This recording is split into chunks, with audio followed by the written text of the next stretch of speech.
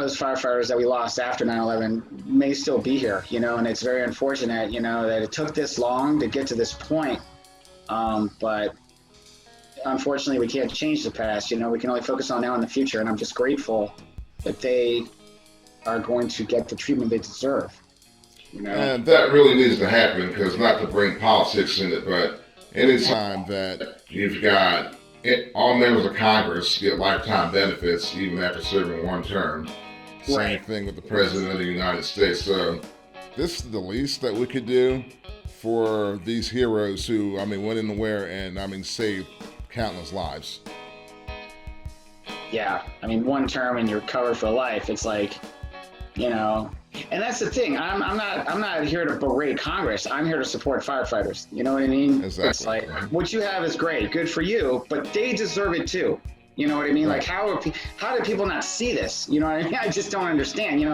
Well, we'll have to cut funding here and cut funding there, whether to pass this bill or keep it going. And it's like, well, then do it. Like, you're kidding me, right? Like, you're seriously going to make these guys suffer, more than they've already had to? It just, right. So that's why I'm just so grateful that Jon Stewart took his fight to Capitol Hill. You know what I mean? And because it's like, I think of my cousin out there who's putting his life on the line every day in DC, and it's like, if something were to happen to him, I want to make sure he's taken care of. You know what I mean? Make sure his family is taken care of. And again, I know I'm a broken record at this point, but it's just something that really frustrated me over the years. It's, you hear about all these guys just like passing away from respiratory illness and all these cancers related to ground zero and from all the toxic fuel. They were saying like, I don't know, close to 300,000 or 400,000 people in New York, were exposed to those toxic chemicals from ground zero. And it's like, so the numbers probably are untold. You have the firefighters working at ground zero, but then it's also people in the city, people that were living in Lower Manhattan at the time. How many of them were affected by this? How many of them passed away? It's like, when you think about it, we'll truly never know how many people were that have lost their life over what happened. You know what I mean? There's probably so many names and faces out there that we just will never hear about. You know what I mean? So. And then, of course, all the demolition crews who were in there, hauling that stuff out. It's just a lot of people exposed. Yeah, exactly. Yeah. Gosh, it's like you think about those guys, that worked the pile for so long, and all the, there's just so many effects from that people may not take in consideration, not just the medical and physical consequences, there's the mental toll that would take on a person as well, Correct. I've got a buddy out here, former FDN1 named John Henderson. He worked the pile for, I think, about 1 or 2 months.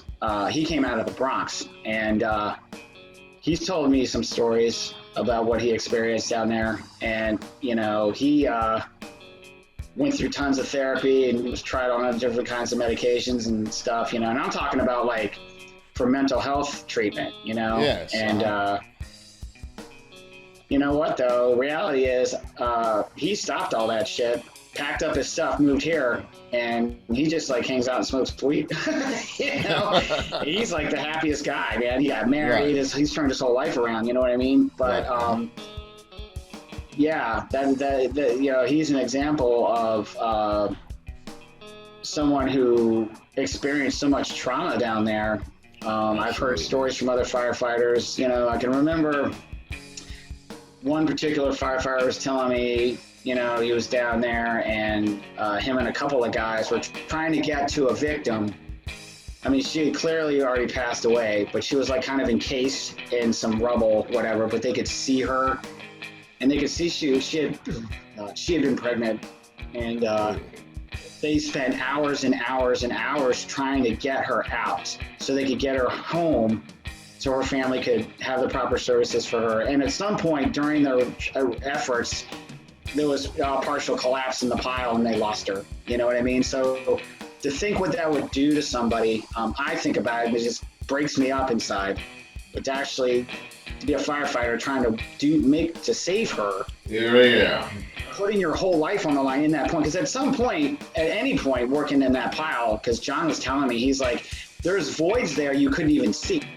You know what I mean? Like, Right. it looks like you can step, on something, but it would be there was such a high risk there you could fall down into a void, and it's like burning metal. You know what I mean? Like, Yeah. so even working in the pile was like just as risky as going in the buildings before they fell. So it was like this constant high risk situation. And the months that even followed, just really makes you appreciate what our firefighters do for our communities. I agree. Yeah.